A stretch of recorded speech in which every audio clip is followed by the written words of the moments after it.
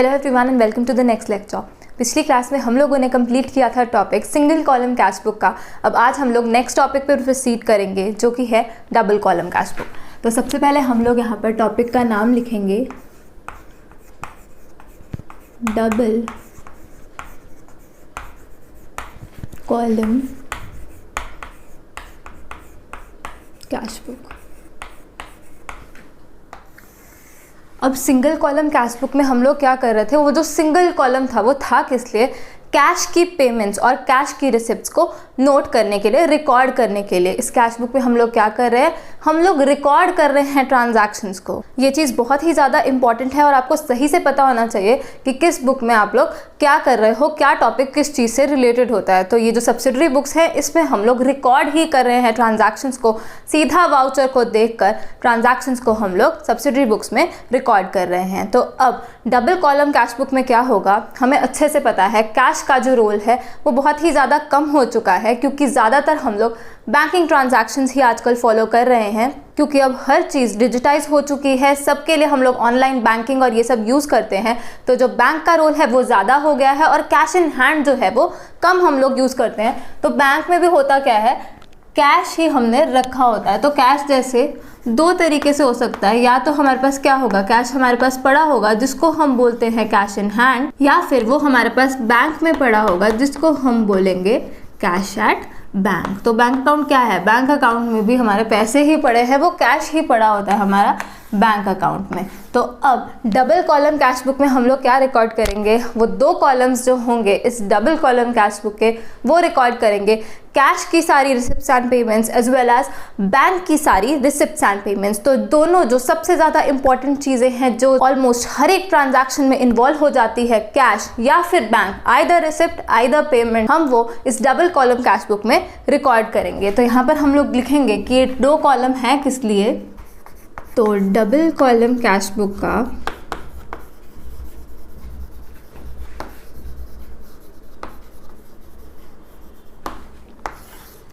इसका जो first column होगा, फर्स्ट मतलब जो मेन कॉलम होगा वो क्या रिकॉर्ड करेगा, वो कैश को रिकॉर्ड करेगा, कैश वाली एस्पेक्ट को रिकॉर्ड करेगा। डेबिट साइड होती है, क्रेडिट साइड होती है कैश बुक की, हमें अच्छे से पता है। पहले सिर्फ एक कॉलम बन रहा था कैश का, दोनों साइड, एक साइड रिसिप्ट साइड एक साइड पेमेंट साइड, कैश का कॉलम कैश का कॉलम। अब क्या होगा, रिसिप्ट साइड और पेमेंट साइड, कैश का कॉलम तो रहेगा ही रहेगा, साथ में क्या होगा, एक और कॉलम आ जाएगा बैंक का, बैंक रिसिप्ट और बैंक से जो हमने पेमेंट्स करी उसके लिए। तो लिखेंगे हम लोग कि जो सेकेंड कॉलम है उसमें हम लोग रिकॉर्ड करेंगे बैंक से related transactions, receipts as well as payments. तो आज के लेक्चर में हम पूरा जो कॉन्सेप्ट रहेगा डबल कॉलम कैश बुक का वो हम लोग सीखेंगे और नेक्स्ट लेक्चर में हम लोग डबल कॉलम कैश बुक से रिलेटेड एक क्वेश्चन करेंगे। तो सबसे पहले यहाँ पे हम लोग डबल कॉलम कैश बुक का फॉर्मेट सीखेंगे। तो इसका फॉर्मेट भी बिल्कुल सेम होता है सिंगल कॉलम कैश बुक जैसा। तो सिंगल कॉलम कैश बुक कैसे बनती थी, असल में ये लेजर अकाउंट वाला जो फॉर्मेट होता है वही हम फॉर्मेट यूज़ करते होते हैं कैश बुक बनाने के लिए। कर हम इसमें रिकॉर्ड ही रहे हैं, लेकिन साथ साथ क्या हो रहा है, साथ साथ हमारा जो लेजर अकाउंट्स होते हैं वो प्रिपेयर होते जाते हैं। तो फॉर्मेट ऐसा रहेगा, left side debit side, right side credit side. सबसे पहला कॉलम होता है डेट का, दूसरा कॉलम पर्टिकुलर्स का, अभी समझेंगे इस पे हमने क्या क्या लिखना है। तीसरा कॉलम होगा वाउचर नंबर का, चौथा column ledger folio, next column होगा कैश का जैसे हम लोग पहले भी बनाते थे, पर अब एक और कॉलम ऐड हो जाएगा जहाँ पे हम क्या रिकॉर्ड करेंगे, बैंक की ट्रांजैक्शन हम लोग रिकॉर्ड करेंगे। मतलब डेबिट साइड है तो बैंक की रिसिप्ट हम लोग रिकॉर्ड करेंगे। तो ये होगी हमारी डेबिट साइड। अब इसे मुझे एक्सटेंड करना पड़ेगा। अब ये सारे कॉलम्स यहाँ पर भी रिपीट हो जाएंगे। तो सबसे पहला कॉलम डेट का, उसके बाद कॉलम पर्टिकुलर्स का, पर्टिकुलर्स के बाद वाउचर नंबर, वाउचर नंबर के बाद लेजर फोलियो, उसके बाद कैश इन रुपीज़ और last column bank in rupees. तो ऐसे करके जो हमारा फॉर्मेट होता है डबल कॉलम कैश बुक का वो बिल्कुल सेम है सिंगल कॉलम कैश बुक जैसा ही, सिर्फ एक कॉलम एक्स्ट्रा ऐड हुआ है दोनों साइड पे, डेबिट साइड और क्रेडिट साइड। वो कौन सा कॉलम है, वो है बैंक का कॉलम। तो अब कैश और बैंक हमें अच्छे से पता है दोनों क्या होते हैं, दोनों एसेट्स होते हैं। तो एसेट्स होते हैं तो इनका जो ओपनिंग बैलेंस रहेगा, ओपनिंग बैलेंस क्या होता है, जनरली मैंने बोला था एसेट्स का बैलेंस डेबिट बैलेंस होता है। तो अब जो कैश है हम लोग यहाँ पे लिखेंगे कि ओपनिंग बैलेंसेस कैसे रहेंगे हमारे,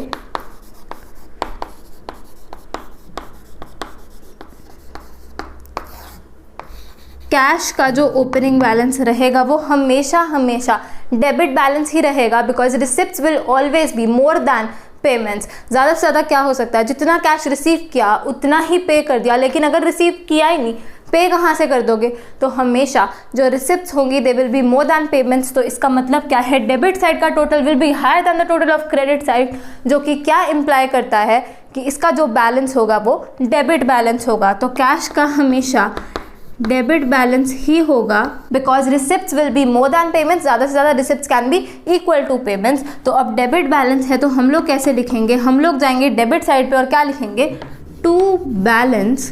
ध्यान में क्या रखना है, ब्रॉड डाउन। जो ओपनिंग बैलेंस होता है उसको हमेशा हम ब्रॉड डाउन करते हैं from the previous accounting period. तो यहाँ पे हम लोग लिखेंगे to balance brought down cash के सामने, क्योंकि उसका क्या होगा, हमेशा डेबिट बैलेंस होगा। लेकिन अब ये जो बैंक है इसका डेबिट बैलेंस भी हो सकता है और इसका क्रेडिट बैलेंस भी हो सकता है। तो हमने अच्छे से सीखा था बहुत ही ज़्यादा स्टार्टिंग में कि बैंक का नेगेटिव बैलेंस कब होता है, जब बैंक ओवरड्राफ्ट हमारे पास हो। ओवरड्राफ्ट मतलब we have overdrawn the amount, जितनी हमारे पास लिमिट थी उससे ज़्यादा हमने बैंक में से विड्रॉ कर लिया है, क्योंकि हमारे पास कुछ लिमिट्स हैं जो बैंक ने हमें ग्रांट करी हैं। तो अगर हमें दिया हुआ है बैंक ओवरड्राफ्ट या फिर क्रेडिट बैलेंस ऑफ बैंक, तो उसका मतलब क्या है, वो क्रेडिट बैलेंस है। और वो टू बैलेंस ब्रॉट डाउन ना लिख के हमें क्या लिखना पड़ेगा, हमें लिखना पड़ेगा by balance brought down, because it is a credit balance, the total of credit side exceeds the total of debit side.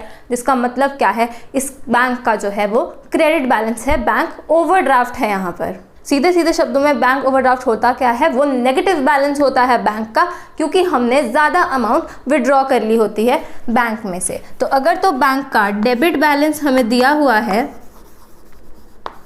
तो वो एक नॉर्मल केस है, बैंक का जनरली डेबिट बैलेंस ही होगा, receipt side will be more then the payment side. तो हमने क्या लिखना है, हम लोग जाएंगे डेबिट साइड और लिखेंगे टू बैलेंस ब्रॉट डाउन। लेकिन अगर हमें दिया हुआ है बैंक का क्रेडिट बैलेंस या फिर लिखा हुआ है बैंक ओवरड्राफ्ट, तो इसका मतलब क्या होता है, ये नेगेटिव बैलेंस है बैंक का। तो इसको हमने जाना होगा, क्रेडिट बैलेंस है, क्रेडिट साइड जाएंगे और लिखेंगे क्या, क्रेडिट साइड पे हम लोग हमेशा बाय लिखते होते हैं, तो हम लोग लिखेंगे बाय बैलेंस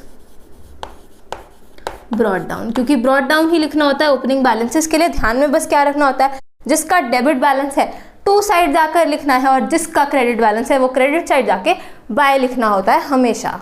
तो डबल कॉलम कैश बुक बनाते वक्त पहली चीज़ जो हमें ध्यान में रखनी है वो ये है, ओपनिंग बैलेंसेस जो हमें दिए होंगे कैश और बैंक के, वो हमें बिल्कुल सही तरीके से ही रिकॉर्ड करने हैं। कैश का जो ओपनिंग बैलेंस रहेगा वो हमेशा डेबिट बैलेंस होगा। डेबिट साइड जाएंगे, डेबिट साइड टू साइड होती है और यहाँ क्या लिखेंगे, to balance brought down. Cash वाले कॉलम के नीचे ही हम वो वाली अमाउंट लिखेंगे। अब बहुत ज़्यादा ध्यान रखना है, कोई भी ट्रांजैक्शन हमें दी होगी तो हमने ध्यान रखना है, अगर वो कैश से रिलेटेड थी कैश वाले कॉलम में ही आएगी और अगर वो बैंक से रिलेटेड थी तो वो बैंक वाले कॉलम में ही आएगी। और साथ ही में हमें अच्छे से पता है ये वाली जो साइड है वो रिसिप्ट साइड है, जो भी कैश और बैंक की रिसिप्ट होंगी वो यहाँ पर आएंगी और जो भी कैश और बैंक से हम लोग पेमेंट्स करेंगे वो सारी कहाँ पर आएंगी, क्रेडिट साइड पर सारी पेमेंट्स आएंगी। तो अब ओपनिंग बैलेंसेस डालने के बाद हमें क्या दिया होगा, हमें दी होंगी ढेर सारी ट्रांजैक्शंस। अब ध्यान में रखना है हम लोग क्या बना रहे हैं, हम लोग बना रहे हैं कैश बुक। यहाँ पे मैं लिख भी दूँ, यहाँ हम क्या बना रहे हैं, ये है कैश बुक। तो ऊपर हम इसके लिख देते होते हैं इन द बुक्स ऑफ, जिसकी भी बुक्स में हम लोग ये कैश बुक प्रिपेयर कर रहे होते हैं। तो अब डबल कॉलम कैश बुक है तो इसमें दो कॉलम्स रहेंगे, कैश भी रिकॉर्ड करेंगे हम और बैंक वाली एस्पेक्ट भी हम सारी रिकॉर्ड करेंगे। तो अब जब ट्रांजैक्शंस दिखेंगी हमें, तो हमने ध्यान देना है कि सिर्फ जिसमें कैश इन्वॉल्व होगा आइदर रिसिप्ट और पेमेंट, या फिर बैंक इन्वॉल्व होगा आइदर रिसिप्ट और पेमेंट, वही यहाँ पर रिकॉर्ड हो सकती हैं इस कैश बुक में। तो बहुत ज़्यादा ध्यान देना है, बाकी सारी ट्रांजैक्शन जिसमें कैश भी नहीं इन्वॉल्व, बैंक भी नहीं इन्वॉल्व, वो यहाँ पर रिकॉर्ड नहीं हो सकती। साथ ही में हमने ध्यान देना है कि कैश और बैंक के साथ रिलेटेड होता है क्या, डिस्काउंट रिलेटेड होता है, आइदर डिस्काउंट अलाउड और डिस्काउंट रिसीव्ड। तो अब इस कैश बुक में वो जो डिस्काउंट होता है वो नहीं रिकॉर्ड हो सकता। जैसे हम लोग सिंगल कॉलम कैश बुक में क्या कर रहे थे, उतना पोर्शन जो कि कैश से रिलेटेड था वो तो हम लोग कैश बुक में रिकॉर्ड करेंगे, लेकिन जो बाकी की जर्नल एंट्री बच जाती है डिस्काउंट से रिलेटेड, वो हम लोग क्या करते हैं, जर्नल प्रॉपर में जाके उसकी जर्नल एंट्री जो है वो पास कर देते होते हैं। तो अब यहाँ पे भी क्या होगा, कैश के साथ या फिर बैंक के साथ अगर डिस्काउंट रिलेटेड है तो क्या करना है, जितना कैश और बैंक वाला पार्ट है वो तो यहाँ पर आ जाएगा, लेकिन जितना डिस्काउंट वाला पार्ट रहेगा उतनी जो जर्नल एंट्री बचेगी उसको हमने क्या करना है, जर्नल प्रॉपर में जाकर रिकॉर्ड करना है। तो अब इस डबल कॉलम कैश बुक की जो सबसे बड़ी खासियत है वो हम लोग डिस्कस करेंगे, जो कि क्या है, कॉन्ट्रा एंट्रीज। तो कॉन्ट्रा एंट्रीज का जो मतलब था वो तो हम लोगों ने ऑलरेडी सीखा हुआ है, लेकिन अब जो आगे की इम्पॉर्टेंट चीज़ें हैं जो कि हमें ये कैश बुक बनाते वक्त याद रखनी है वो हम लोग सीखेंगे। तो यहाँ पे हम लोग लिखेंगे कॉन्ट्रा एंट्रीज। तो अब हमें अच्छे से पता है, हम लोग ऑलरेडी बैंकिंग ट्रांजैक्शंस वाला जब हमने टॉपिक देखा था हम लोग कॉन्ट्रा एंट्रीज का मतलब सही से सीखाए थे, और हमें ये भी पता है कौन सी एंट्रीज कॉन्ट्रा एंट्रीज होती है। तो सबसे पहले चीज़, कॉन्ट्रा का मतलब क्या होता है, कॉन्ट्रा का मतलब होता है ऑपोजिट। तो अब ये कॉन्ट्रा एंट्रीज होती कौन सी है, ये वो एंट्रीज हैं जिसमें सिर्फ दो अकाउंट्स इन्वॉल्व होते हैं। वो दो अकाउंट्स क्या हैं, एक तो कैश अकाउंट और दूसरा क्या, बैंक अकाउंट। और किसी भी एंट्री को हम कॉन्ट्रा एंट्री बोल ही नहीं सकते। अगर एक भी और चीज़ इन्वॉल्व हो गई उस जर्नल एंट्री में, it is not a Contra entry. Contra entry सिर्फ ये होती है कि कैश अकाउंट इन्वॉल्व हो और बैंक अकाउंट इन्वॉल्व हो। इन दोनों अकाउंट्स के अलावा कोई भी अकाउंट उस जर्नल एंट्री में इन्वॉल्व नहीं होना चाहिए। अब इन कॉन्ट्रा एंट्रीज में कौन सी दो एंट्रीज आती हैं वो हम लोग यहाँ पर लिखेंगे। हमें अच्छे से पता है, डिपॉजिटिंग कैश इन बैंक, और दूसरी कौन सी एंट्री होती है, वो होती है विदड्रॉइंग कैश फ्रॉम बैंक। सिर्फ ये दो जर्नल एंट्रीज ऐसी हैं जिसमें सिर्फ दो अकाउंट्स इन्वॉल्व होते हैं, एक कैश अकाउंट और एक बैंक अकाउंट। अगर डिपॉजिटिंग कैश इन बैंक की हम लोग बात करें, जर्नल एंट्री क्या रहती है इसकी, कैश हमारा कम हो जाता है लेकिन बैंक बैलेंस हमारा बढ़ जाता होता है। डेबिट इंक्रीज इन एसेट, तो bank account debit to cash account, वो जर्नल एंट्री होती है डिपॉजिटिंग कैश इन बैंक की। और विड्रॉइंग कैश फ्रॉम बैंक की, उसकी जर्नल एंट्री क्या होती है, इसकी बिल्कुल उल्टी एंट्री होती है, विड्रॉ करने की कैश। कैश हमारे पास आ जाता है तो cash account debit, debit increase in asset, और to bank account credit decrease in asset. तो इन दो ट्रांजैक्शंस को, इन दो एंट्रीज को हम लोग क्या बोलते हैं, कॉन्ट्रा एंट्री बोलते हैं। कॉन्ट्रा एंट्री बोलने का मतलब क्या है, they are opposite of each other. क्यों बोलते हैं हम ऐसा, यहाँ पे हम लोग ये चीज़ सीखेंगे। अब पहली एंट्री अगर हम लोग देखें, for depositing cash in bank, journal entry क्या थी, bank account debit to cash account. ये पड़ी हमारे पास कैश बुक, जहाँ पर हमने इस जर्नल एंट्री को रिकॉर्ड करना है। कैसे करेंगे हम इसको रिकॉर्ड, हमारे पास जर्नल एंट्री है bank account to cash account, तो इन bank account to cash account. तो हम लोग यहाँ पर जाते, यहाँ पे हमने अमाउंट लिखनी है और यहाँ हम क्या लिखते, यहाँ हम लिखते टू कैश अकाउंट। जो भी अमाउंट होती वो हमारी यहाँ पर आ जाती, क्योंकि बैंक का जो बैलेंस है कैश के कारण इतने रुपए से बढ़ जाता होता है। ये कोई भी मुश्किल चीज़ नहीं है, ये हम अच्छे से लेजर पोस्टिंग और कैश बुक जब हम बना रहे थे हमने अच्छे से सीख लिया था। दूसरा तरीका सोचने का, पहला तरीका जर्नल एंट्री करके सोचो, दूसरा तरीका क्या, रिसिप्ट्स अगर हो रही हैं तो इस साइड आएंगी। तो अब बैंक में रिसिप्ट हो रही है, बैंक का बैलेंस बढ़ रहा है, तो हम लोग गए डेबिट साइड। और किस कारण से वो रिसिप्ट हुई, वो इसलिए हुई क्योंकि हमने कैश यहाँ पर जमा कराया था। तो इन बैंक अकाउंट हमने यहाँ पर लिखना ही क्या था, टू कैश अकाउंट लिखना था, क्योंकि ये वाली साइड टू साइड ही होती है। और ये बैंक बैलेंस बढ़ा ही क्यों था, रिसिप्ट क्यों हुई बैंक में, इसलिए हुई क्योंकि हमने कैश वहाँ पर डिपॉजिट करवा दिया। तो ये चीज़ तो बिल्कुल भी मुश्किल नहीं थी, क्योंकि हमें अच्छे से पता है कि कैसे रिकॉर्ड करते हैं। बस ध्यान में क्या रखना है, बैंक बैलेंस बढ़ा था तो बैंक वाले कॉलम में ही हमने ये चीज़ जाकर लिखनी है, ना कि कैश वाले कॉलम में। तो क्योंकि दो कॉलम्स आ जाते हैं तो बहुत ज़्यादा ध्यान से क्वेश्चन करना होता है ताकि हम सही कॉलम में ही सही चीज़ लिखें। तो अब bank account debit to cash account, in bank account to cash account, ये चीज़ हमने लिख दी। अब in cash account by bank account, और हमें पता है कैश अकाउंट भी भाई यहाँ पर है हमारे पास, तो हम लोग गए कैश अकाउंट में। इन कैश अकाउंट हमने क्या लिखना है, बाय बैंक अकाउंट लिखना है, तो हम लोग गए इधर और यहाँ पे हम लोग लिखेंगे बाय बैंक अकाउंट। साथ ही में ये जो कैश वाला कॉलम है इसके नीचे यहाँ पर वो जो अमाउंट है वो आ जाएगी। अब यहाँ पर आप अच्छे से देख सकते हो, यहाँ कैश अकाउंट भी हम पूरा बना रहे हैं, उसका डेबिट वाला एस्पेक्ट भी रिकॉर्ड कर रहे हैं और क्रेडिट वाला एस्पेक्ट भी रिकॉर्ड कर रहे हैं। साथ ही में बैंक अकाउंट भी पूरा बना रहे हैं, उसका डेबिट वाला एस्पेक्ट भी हम लोग रिकॉर्ड कर रहे हैं और क्रेडिट वाला एस्पेक्ट भी हम लोग रिकॉर्ड कर रहे हैं। तो एक जर्नल एंट्री के दोनों इफेक्ट्स सेम जगह पर पोस्ट भी हो चुके हैं, अगर हम लोग ध्यान से देखें। नहीं तो अभी तक जर्नल एंट्रीज में क्या हो रहा था, सिर्फ कैश वाली एस्पेक्ट जो है वही रिकॉर्ड हो रही थी, लेकिन इन केस ऑफ ये कॉन्ट्रा एंट्रीज कैश अकाउंट भी यहीं पे है हमारे पास, ये रहा कैश अकाउंट, और बैंक अकाउंट भी हमारे पास यहीं पर है। तो कैश अकाउंट और बैंक अकाउंट ये वाली जो एंट्रीज थी इसमें ये दो ही अकाउंट्स इन्वॉल्व थे, तो इनकी जो पोस्टिंग होती है वो साइमल्टेनियसली इस कैश बुक में ही रिकॉर्ड हो जाती है। और देखो ये ऑपोजिट साइड ही आती है हमेशा, एक चीज़ अगर डेबिट साइड करी है रिकॉर्ड तो दूसरी चीज़ क्रेडिट साइड करी है रिकॉर्ड, और उसी अकाउंट में उसी कैश बुक में हमने साथ ही में दोनों एस्पेक्ट्स को यहाँ पर रिकॉर्ड कर लिया, पोस्टिंग भी साथ ही में हो गई। तो इस कारण से इसको कहते हैं they are opposite of each other, एक एस्पेक्ट यहाँ पे रिकॉर्ड हुई तो दूसरी भी साथ ही में यहीं पर रिकॉर्ड हो जाती है, तो इसलिए इस एंट्री को हम लोग बोलते हैं कॉन्ट्रा एंट्री। तो अब अगर दूसरी एंट्री पे हम लोग चलें विड्रॉइंग कैश फ्रॉम बैंक से, तो इसकी जर्नल एंट्री क्या होगी, cash account debit to bank account. तो हम लोग गए इन कैश अकाउंट, यहाँ पे हम क्या लिखते, यहाँ हम लिखते to bank account.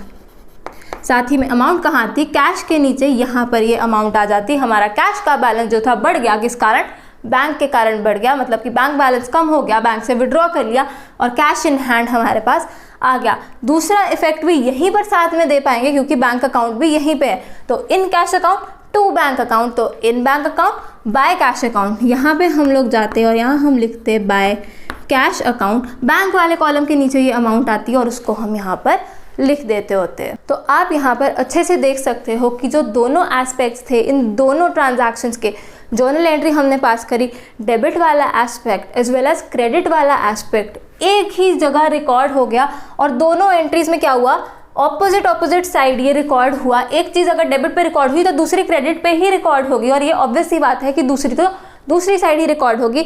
Main speciality है ही क्या कि कैश और बैंक रिलेटेड होते हैं, बिकॉज वो कैश इन हैंड, जो कैश हमारे पास होता है it can be in hand और it can be at bank. तो इस डबल कॉलम कैश बुक में क्योंकि कैश वाला कॉलम भी और बैंक वाला कॉलम भी है, तो ये दो जो जर्नल एंट्रीज होती हैं इनका पूरा इफेक्ट इस कैश बुक में, इस डबल कॉलम कैश बुक में सारा इनकॉर्पोरेट हो जाता होता है, इसलिए इन एंट्रीज को हम लोग बोलते हैं कॉन्ट्रा एंट्रीज। तो ये जो चीज़ हमने पोस्टपोन करी हुई थी आगे के लिए, जब हमने कॉन्ट्रा एंट्री का टॉपिक सीखा था, तो ये थी वो सारी चीज़ कि ऐसे करके ये जो सारा इफेक्ट होता है इन कॉन्ट्रा एंट्रीज का यहीं पे पूरा हो जाता होता है और ऑपोजिट साइड पूरा होता है, इसलिए इन दो एंट्रीज को हम लोग बोलते होते हैं कॉन्ट्रा एंट्री।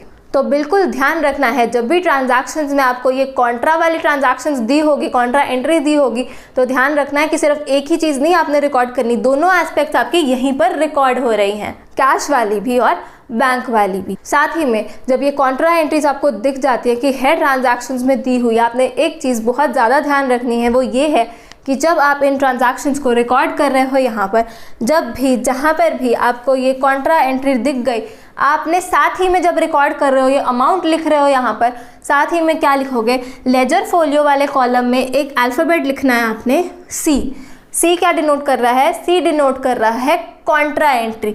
तो जब आपने ये वाली ट्रांजैक्शन का फर्स्ट इफेक्ट यहाँ पर रिकॉर्ड किया, साथ ही में आपने लिखा सी, ऐसे ही जब इसका दूसरा इफेक्ट इस साइड रिकॉर्ड करोगे, यहाँ पर भी आप लोग लेजर फोलियो वाले कॉलम में लिखोगे सी। तो इससे क्या होगा, इससे आपको पता चलेगा कि जो कॉन्ट्रा एंट्री है आपकी, ये पूरे तरीके से रिकॉर्ड हो चुकी है, इसकी दोनों एस्पेक्ट्स आपकी रिकॉर्ड हो चुकी है। और साथ ही में अब जो दूसरी जर्नल एंट्री भी जब आपने पास करी, पहला इफेक्ट यहाँ पर आपने दिया, तो यहाँ पर भी आप लोग लिखोगे सी, और ऐसे ही जब इसका दूसरा इफेक्ट आप इस साइड दोगे तो यहाँ पर भी आप लोग लिखोगे सी।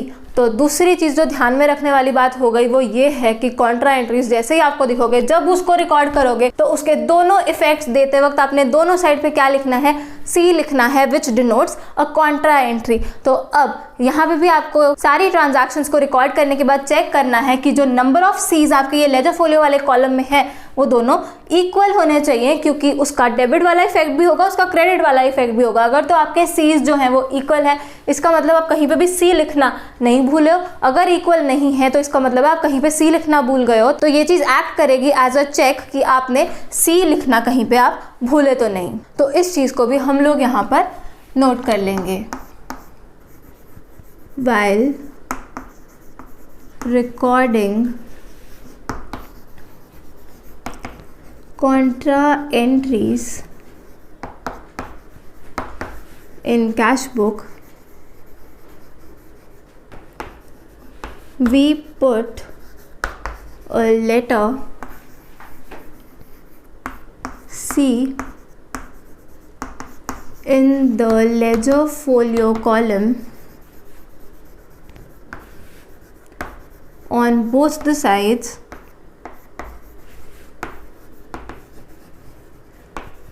to denote the fact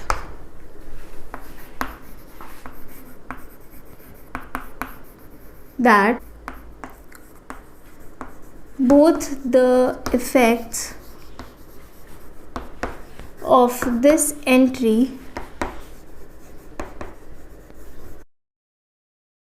have been posted।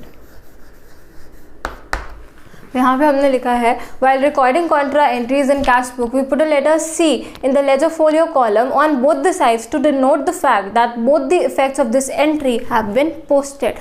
जो कैश वाला इफेक्ट था, जो बैंक वाला इफेक्ट था, दोनों मतलब कि जो लेजर पोस्टिंग है इस एंट्री की वो आपको नहीं करनी पड़ेगी, बिकॉज वो यहीं पे पूरी हो चुकी है कैश बुक में ही। तो जब भी आप लोग डबल कॉलम कैश बुक बना रहे हैं आपने बहुत ज़्यादा ध्यान रखना है, कॉन्ट्रा एंट्री जब भी आएगी, कैश डिपॉजिट करवाना है, कैश विड्रॉ करना, तो वो वाली जो एंट्रीज रहेंगी उनके सामने आपने दोनों साइड सी याद से लिखना ही लिखना है। तो अब डबल कॉलम कैश बुक के केस में एक और टॉपिक है जो मैं आपको अभी ही समझाऊंगी, जिसका नाम है discounting of bills of exchange.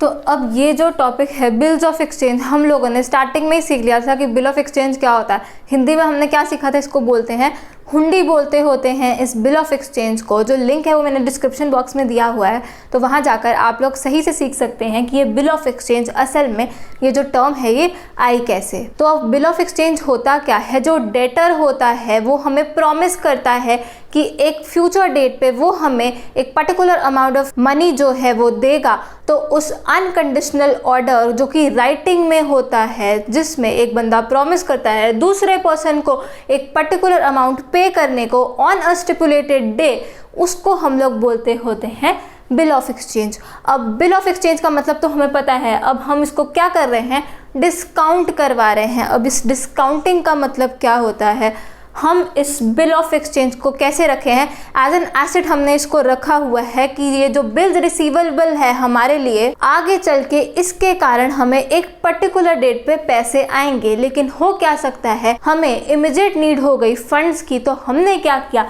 हमने इस बिल ऑफ एक्सचेंज को, इस बिल्स रिसीवेबल को जो हमारा एसेट था उसको बेच दिया। किसको, बैंक को बेच सकते हैं, या किसी भी और पर्सन को हम लोग बेच सकते हैं कि आज इस डेट पे हम आपको ये बिल ऑफ एक्सचेंज सेल कर रहे हैं। जो भी इस पे अमाउंट लिखी हुई है उसमें अपनी कुछ कमीशन काट के जो बैलेंस अमाउंट रहती है वो आप हमें पे कर दो आज के दिन पे, और वो जो डिफरेंस रहता है, जितना एक्चुअल वो बिल ऑफ एक्सचेंज की वैल्यू थी और जितना वो हमें पे करेगा आज की डेट पर, क्योंकि वो आज ही हमें पे कर रहा है, पहले से पे कर रहा है, प्री पे कर रहा है हमें कोई भी थर्ड पर्सन, तो उसको हम लोग बोलते होते हैं discounting of bill of exchange. और वो जो डिफरेंस रहता है वो उस पर्सन के लिए क्या हो जाता है, उसकी इनकम हो जाती है, उसकी कमीशन हो जाती है कि उसने बिल ऑफ एक्सचेंज को डिस्काउंट कर दिया। अब जब ड्यू डेट आ जाएगी इस बिल की, जिस दिन इस बिल ने मैच्योर होना है, वो पर्सन क्या करेगा, जिसने आज हमें पैसा दे दिया, वो जाएगा उस पर्टिकुलर थर्ड पार्टी के पास और वो इस बिल ऑफ एक्सचेंज की फुल अमाउंट जो है वो ले लेगा। तो इस चीज़ को हम लोग बोलते होते हैं discounting of bill of exchange. तो इसका अब हम लोग मीनिंग लिखेंगे यहाँ पर। Discounting of bill of exchange का मतलब है selling bill of exchange to a bank और any other person to obtain payment before its actual maturity। किसी फ्यूचर डेट पे जाकर इस बिल ने मैच्योर होना था, जिस दिन हमें इस बिल के कारण पैसे मिलने थे, तो अब उस मैच्योरिटी वाली डेट से पहले ही हमने किसी को ये सेल कर दिया बिल ऑफ एक्सचेंज, और एक लोअर अमाउंट जो है, जो इस बिल की एक्चुअल में मिलनी थी, उससे कुछ लोअर अमाउंट आज ही के डेट पे हमें मिल गई। साथ ही में एक और चीज़ लिखेंगे इसी के बारे में कि परचेजर, जिसने इस बिल को ख़रीदा, page a lower amount and the difference is the discount। वो जो डिफरेंस होगा असल में जो उसकी वैल्यू थी बिल ऑफ एक्सचेंज की, और जो लोअर अमाउंट उसने हमें पे करी, उस डिफरेंस को क्या बोलते हैं? डिस्काउंट बोलते हैं। और वही वो इनकम है जो उसने अर्न करी। Is the discount that he earns as income बोल लो या कमीशन बोल लो, एज इनकम और कमीशन। तो purchaser pays a lower amount and the difference is the discount that he earns as income और कमीशन। तो जनरली ये जो बिल ऑफ एक्सचेंज होता है, ये 1% या 2% पे डिस्काउंट हो जाता होता है। इतना वो जो कमीशन है, इतनी वो इनकम है जो वो अर्न कर लेता होता है परचेजर। तो अब हमें अगर कोई ट्रांजैक्शन दी हुई है जिसमें क्या हो रहा है, बिल ऑफ एक्सचेंज डिस्काउंट हो रहा है, इसका मतलब क्या है? बैंक में कुछ पैसे आने वाले हैं जो कि बिल की अमाउंट से कम है। जो डिफरेंस है वो क्या है? वो डिस्काउंट है। इतना सुनने से ही जर्नल एंट्री बिल्कुल क्लियर हो जानी चाहिए कि 3 अकाउंट्स कौन से इन्वॉल्व होंगे। पहला होगा बैंक का अकाउंट, क्योंकि बैंक में हमारे पैसे आएंगे। दूसरा होगा डिस्काउंट का अकाउंट, क्योंकि वो जो डिस्काउंट है वो हमारे लिए क्या होगा? It will be an expense और लॉस, क्योंकि हमें कम पैसे आए हैं उस डिस्काउंट के कारण। और तीसरा जो अकाउंट होगा वो होगा उस बिल ऑफ एक्सचेंज का, उस बिल्स रिसीवेबल का, जो कि हम क्रेडिट करेंगे क्योंकि हमारा जो एसेट था वो कम हो जाएगा। यहाँ पर हम इसकी जर्नल एंट्री लिखेंगे। इसकी जर्नल एंट्री होती है बैंक अकाउंट डेबिट, या अगर कैश में दे रहा हो तो कैश अकाउंट भी आप डेबिट कर सकते हो। Discount account debit to bills receivable, यहाँ लिख लो बिल ऑफ एक्सचेंज। कभी भी शॉर्ट फॉर्म नहीं लिखनी, अगर लिखना है तो पूरा ही लिखोगे बिल ऑफ एक्सचेंज। बैंक को हमने डेबिट क्यों किया? Debit increase in asset, bank में हमारे पैसे आ गए। डिस्काउंट को हमने डेबिट क्यों किया? Debit increase in expenses and losses, हमें एक लॉस हो गया इस डिस्काउंट के कारण। और साथ ही में तीसरा अकाउंट क्या? बिल्स रिसीवेबल, इसको हमने क्रेडिट क्यों किया? क्रेडिट डिक्रीज इन एसेट, इस बिल्स रिसीवेबल के कारण हमें पैसे आने थे वो एक्चुअल में आ गए, हमारा ये पूरा का पूरा एसेट खत्म हो गया। कुछ तो हमारे को पैसा बैंक में मिल गया और बाकी जो है वो हमें एक्सपेंस या फिर लॉस हो गया। तो अब अगर इस जर्नल एंट्री को हमने इस कैश बुक में, डबल कॉलम वाली कैश बुक में रिकॉर्ड करना है, हम कैसे करेंगे? तो बैंक वाला पोर्शन ही सिर्फ हम रिकॉर्ड कर सकते हैं। लोअर ऑफ दिस अमाउंट और दिस अमाउंट, जो कि क्या होगा? हमेशा यही वाली अमाउंट जो है वो लोअर होगी। तो इस अमाउंट से हम लोग यहाँ रिकॉर्ड करेंगे bank account to bills receivable. तो इन बैंक अकाउंट हम लोग यहाँ जाएंगे, हम लोग लिखते टू बिल्स रिसीवेबल, बैंक के नीचे हम वो वाली अमाउंट लिखते। और साथ ही में ये जर्नल एंट्री बच गई डिस्काउंट टू बिल्स रिसीवेबल इस अमाउंट से। तो ये जो जर्नल एंट्री है हमारी वो यहाँ नहीं रिकॉर्ड हो सकती, क्योंकि यहाँ पे हम सिर्फ क्या रिकॉर्ड कर रहे हैं? Cash and bank receipts as well as payments. तो ये कहाँ रिकॉर्ड होगा? ये होगा रिकॉर्ड जर्नल प्रॉपर में। साथ ही में ये जो बिल्स ऑफ एक्सचेंज वाला टॉपिक है, आगे जाके हम लोग इसको डिटेल में कवर करेंगे। अब लास्ट में हम लोग कुछ इंपॉर्टेंट पॉइंट्स यहाँ पर लिख लेंगे जो कि हमने ध्यान में रखने हैं डबल कॉलम कैश बुक का क्वेश्चन करते वक्त। पहला लिखेंगे हम लोग, there is no need to prepare cash account and bank account in ledger because double column cash book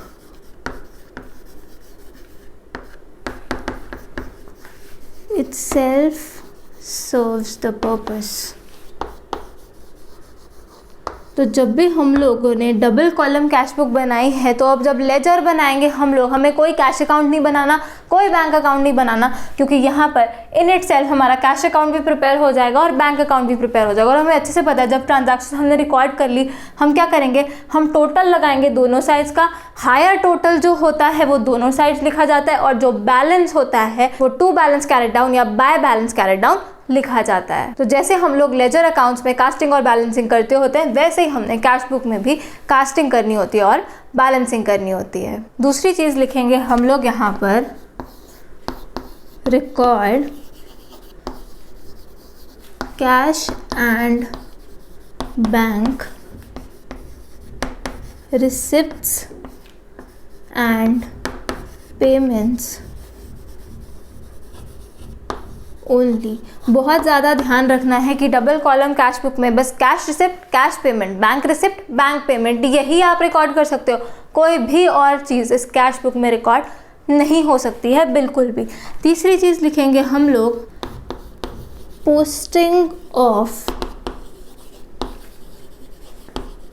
Contra entries gets completed in cash book itself। जो contra entries है, जब हम डबल कॉलम कैश बुक बना रहे हैं तो उस entry की जो पोस्टिंग होती है वो डबल कॉलम कैश बुक में ही कंप्लीट हो जाती है, डेबिट वाला एस्पेक्ट भी और क्रेडिट वाला एस्पेक्ट भी। नेक्स्ट चीज़ लिखेंगे हम लोग, the number of C's on both sides should tally. जब भी कॉन्ट्रा एंट्री हमारे पास आएगी तो वहाँ पर क्या लिखना है, दोनों साइड हमने सी लिखना है। तो हम चेक भी करेंगे कि डेबिट साइड पे जितने नंबर ऑफ सीज लिखे हैं हमने लेजर फोलियो कॉलम में, और क्रेडिट साइड पे जितने नंबर ऑफ सीज लिखे हैं वो दोनों इक्वल होने चाहिए। उससे हमें पता चलेगा क्या हम कहीं पे सी लिखना भूल तो नहीं गए। नेक्स्ट चीज़ जो ध्यान में रखनी है वो हम लोग लिखेंगे, record correct amount on the correct side and column। अब जब भी आप ट्रांजैक्शन को रिकॉर्ड कर रहे हो डबल कॉलम कैश बुक में, आपने ध्यान रखना है कि डेबिट साइड लिखना है कि क्रेडिट साइड लिखना है, मतलब कि सही साइड पे आपने उस अमाउंट को रिकॉर्ड करना है और साथ ही में सही कॉलम में आपने उस ट्रांजैक्शन को जो है रिकॉर्ड करना है। मतलब कि गलती से भी कैश और बैंक को इंटरचेंज नहीं करना है, कैश के नीचे ही कैश वाला इफेक्ट देना है, बैंक के नीचे ही बैंक वाला इफेक्ट देना है। और लास्ट चीज़ जो हमने ध्यान रखनी है वो ये है, if date of depositing cheque is not given, तो हम अज्यूम करेंगे क्या, cheque is deposited on the same day. अगर ट्रांजैक्शंस में हमें नहीं दी हुई डेट कि किस दिन हमने चेक को डिपॉजिट करवाया है, तो हम मान के चलेंगे, हम अज्यूम करेंगे कि cheque is deposited on the same day, मतलब कि उसी दिन हम बैंक बैलेंस को बढ़ा सकते हैं। क्योंकि ये चीज़ हमें अच्छे से पता है, जब हमने बैंकिंग ट्रांजैक्शंस वाला जो टॉपिक है वो सीखा था, तो हमने सीख लिया था कि किस दिन हम लोग एक्चुअल में बैंक अकाउंट को डेबिट कर सकते हैं। उस दिन कर सकते हैं जिस दिन हमने बैंक में चेक डिपॉजिट करवा दिया। तो अब ये डबल कॉलम कैश बुक वाला टॉपिक स्टार्ट करने से पहले एक बारी आप लोग बैंकिंग ट्रांजैक्शंस वाले जो लेक्चर हैं, जिसका लिंक मैंने डिस्क्रिप्शन बॉक्स में दिया हुआ है, वो वाले लेक्चर्स ज़रूर गो थ्रू करें कि बैंक से रिलेटेड कौन कौन सी ट्रांजैक्शंस हो सकती है। तो सबसे पहले आप लोग इतना नोट डाउन करें, और उसके बाद बस एक टॉपिक और रह गया जो मुझे सिखाना है इस डबल कॉलम कैश बुक के लिए, वो भी हम इसके बाद सीखते हैं।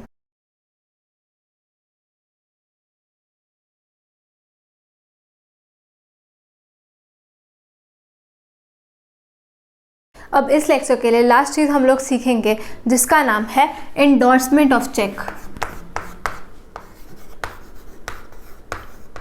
Endorsement of cheque. अब सबसे पहली चीज़, इस एंडोर्समेंट का मतलब क्या होता है? एंडोर्स करने का मतलब होता है ट्रांसफ़र करना या फिर दे देना। तो एंडोर्समेंट का मतलब क्या हुआ? ट्रांसफ़र करना। अब चेक जो है, जो हमें मिला था, हमने उसको बैंक में अभी डिपॉजिट नहीं करवाया, चेक पड़ा था हमारे पास। तो बैंकिंग ट्रांजैक्शंस वाले टॉपिक पे जाओ, जिस दिन हम चेक को डिपॉजिट करते हैं उस दिन तो हम बैंक अकाउंट को डेबिट कर सकते हैं, लेकिन तब तक किस चीज़ को डेबिट करेंगे? तब तक हम डेबिट करते होते हैं चेक्स इन हैंड को। तो ये एक एसेट होता है कि आगे चल के जिस दिन भी हम इसको डिपॉजिट करेंगे बैंक में, उस दिन हमारा बैंक बैलेंस बढ़ जाएगा। तो चेक्स इन हैंड को हम लोग डेबिट करते होते हैं। अब ये चेक्स इन हैंड हमारे पास पड़ा था, हमने इसको एंडोर्स कर दिया किसी और को। क्यों करेंगे हम ऐसा? इसलिए कर सकते हैं क्योंकि किसी पर्सन से तो हमें पैसे आने थे, लेकिन किसी पर्सन को हमने पैसे देने भी थे। तो इंस्टेड ऑफ खुद से वो वाले पैसे निकालना, हमने क्या किया? हमने जो चेक हमें आया वो ही दूसरे पर्सन को, जिसको हम लायबल थे पैसे देने को, उसको वो चेक एंडोर्स कर दिया, ट्रांसफ़र कर दिया। तो इसको हम लोग बोलते हैं एंडोर्समेंट ऑफ चेक। किसी से चेक आया हमारे पास क्योंकि वो लायबल था हमको पैसा देने को, और हम भी लायबल थे किसी और को पैसा देने को, तो हमने वो कैश ना देने की बजाय क्या किया? सीधा वो चेक जो है वही उसको एंडोर्स कर दिया, जिसको हमने बोला एंडोर्समेंट ऑफ चेक। लिखेंगे हम लोग यहाँ पर एक एग्जाम्पल। तो एग्जाम्पल में हम लोग यहाँ लिखेंगे 1/4/21 को क्या हुआ? Cheque received from mister X, और साथ ही में लिखेंगे 3/4/21 cheque endorsed to mister Y. अब ये हमें ट्रांजैक्शंस दी हुई हैं, तो हमने देखना है कि डबल कॉलम कैश बुक में ये किस तरीके से आएगा। सबसे पहले हम लोग जर्नल एंट्री ही यहाँ पर सोचेंगे। एंट्रीज क्या होगी इनकी? 1/4/21 को हमने चेक रिसीव किया है मिस्टर एक्स से, डिपॉजिट नहीं करवाया अभी बैंक में। क्या जर्नल एंट्री होगी हमारे पास? Cheques in hand account debit, क्योंकि हम बैंक अकाउंट को डेबिट नहीं कर सकते till the cheque is deposited in bank. जिस दिन डिपॉजिट करते हैं उस दिन तो हम बैंक बैलेंस बढ़ा सकते हैं, तब तक बैंक बैलेंस नहीं बढ़ा सकते होते। तो हम बैंक बैलेंस नहीं बढ़ा सकते, इसलिए हमने एक और एसेट खड़ा किया होता है चेक्स इन हैंड के नाम से, कि आगे चल के जिस दिन इसको डिपॉजिट करेंगे बैंक में उस दिन हमारा बैंक बैलेंस बढ़ जाएगा। तो cheques in hand account debit to mister X. Mister X हमें लायबल था पैसे देने को, वो हमारा एसेट था, वो एसेट कम हो गया, क्रेडिट डिक्रीज इन एसेट, इसलिए मिस्टर एक्स को हमने क्रेडिट किया। और चेक्स इन हैंड को हमने क्यों डेबिट किया? Debit increase in asset. इसके कारण आगे चल के किसी दिन हमारा बैंक बैलेंस बढ़ेगा भी। तो क्या इसमें बैंक या कैश इन्वॉल्व था? बैंक या कैश इसमें इन्वॉल्व नहीं था, इसलिए जो ये वाली ट्रांजैक्शन है check receive from mister x and not deposited in bank, ये भी हम लिख देते हैं साथ में, and not deposited in bank. तो हमने क्योंकि डिपॉजिट करवाया ही नहीं बैंक में, बैंक का रोल नहीं है यहाँ पर, तो हम चेक्स इन हैंड को डेबिट करेंगे। बैंक अकाउंट यहाँ था ही नहीं, तो ये वाली जो जर्नल एंट्री है इसको हम कैश बुक में रिकॉर्ड नहीं कर सकते, डबल कॉलम कैश बुक में भी रिकॉर्ड नहीं कर सकते, क्योंकि बैंक अकाउंट भी इन्वॉल्व नहीं हुआ यहाँ पर। ये वाली जो जर्नल एंट्री है कहाँ पर जाएगी? इसको हमें रिकॉर्ड करना पड़ेगा जर्नल प्रॉपर में, क्योंकि सारी जो जर्नल एंट्रीज हमारी रह जाती हैं जो किसी भी सब्सिडरी बुक में हमारी नहीं आती होती, कहाँ रिकॉर्ड करते हैं? जर्नल प्रॉपर में हम उसको रिकॉर्ड करते होते हैं। अब दूसरी जर्नल एंट्री हम लोग देखेंगे 3/4/21। अब इस दिन क्या हुआ? ये वाला जो चेक था हमारे पास जो पड़ा था चेक्स इन हैंड, इसको हमने एंडोर्स कर दिया, मतलब कि ट्रांसफ़र कर दिया। किसको? वाई को। वाई को हम लायबल होंगे पैसे देने को, तो ये हमारी लायबिलिटी थी। अब हमने इसको चेक्स इन हैंड दे दिया ये वाला, तो वाई को हम लोग डेबिट करेंगे, क्योंकि हमारी जो लायबिलिटी है वो कम हो गई। डेबिट डिक्रीज इन लायबिलिटी, इसलिए मिस्टर वाई को तो हम लोग डेबिट करेंगे। और टू चेक्स इन हैंड ये जो एसेट पड़ा था हमारा, ये एसेट कम हो गया क्योंकि हमने एंडोर्स कर दिया इस चेक को टू मिस्टर वाई, तो लायबिलिटी कम हुई। साथ के साथ ये वाला जो एसेट था चेक्स इन हैंड अकाउंट, ये वाला जो है हमारा एसेट कम हो गया। क्रेडिट डिक्रीज इन एसेट, इसलिए चेक्स इन हैंड को हमने किया क्रेडिट। फिर से एंडोर्स कर रहे हैं चेक को, पर चेक तो डिपॉजिट किया ही नहीं था बैंक में, तो बैंक अकाउंट इन्वॉल्व नहीं हुआ था। यहाँ पे भी बैंक अकाउंट इन्वॉल्व नहीं हुआ, यही वाला एसेट कम हो गया चेक्स इन हैंड वाला। तो इसका मतलब क्या है, जो एंडोर्समेंट वाली जर्नल एंट्री होती है, वो वाली जो ट्रांजैक्शन होती है, उसको भी हम लोग डबल कॉलम कैश बुक में रिकॉर्ड नहीं कर सकते। तो अब चाहे इन दोनों जर्नल एंट्रीज में आपको चेक वर्ड लिखा दिख रहा है तो आपको लगेगा कि हाँ इसको हमने कैश बुक में रिकॉर्ड करना है क्योंकि चेक इन्वॉल्व है, लेकिन असल में क्या बैंक अकाउंट इन्वॉल्व हो रहा है, क्या बैंक बैलेंस हमारा चेंज हो रहा है? नहीं हो रहा है यहाँ पे, क्योंकि हमने डिपॉजिट नहीं किया। बैंकिंग ट्रांजैक्शंस वाला टॉपिक पहले जाकर बहुत ज़्यादा अच्छे से उसे समझिए और आपको ये चीज़ अच्छे से समझ में आ जाएगी। तो अब cheques in hand debit to mister X और फिर mister Y to cheques in hand, क्योंकि हमने उसको ये चेक एंडोर्स कर दिया, मतलब कि जो हमारा एसेट था चेक्स इन हैंड वाला वो कम हो गया। तो दोनों एंट्रीज में बैंक अकाउंट इन्वॉल्व हुआ ही नहीं, इसलिए ये दोनों एंट्रीज हमारी डबल कॉलम कैश बुक में रिकॉर्ड नहीं हो सकती। इसे भी कहाँ रिकॉर्ड करेंगे, इसे भी हमें जर्नल प्रॉपर में ही रिकॉर्ड करना पड़ेगा। इनकी कोई प्लेस नहीं है डबल कॉलम कैश बुक में। तो कोई भी ये चेक वर्ड देख के कंफ्यूज नहीं होगा। हमने ट्रांजैक्शंस को पूरा अच्छे तरीके से पढ़ना है, उसका मतलब समझना है कि वो कहना क्या चाहते हैं, सही जर्नल एंट्री सोचनी है और फिर ही जाके कोई डिसीजन लेना है। तो यही है सारे पॉइंट्स जो हमने ध्यान में रखने हैं डबल कॉलम कैश बुक बनाते वक्त। अब नेक्स्ट लेक्चर में हम लोग डबल कॉलम कैश बुक से रिलेटेड एक क्वेश्चन करेंगे। तो this is it for this lecture. I will see you in the next video. Keep smiling and keep learning. Bye bye.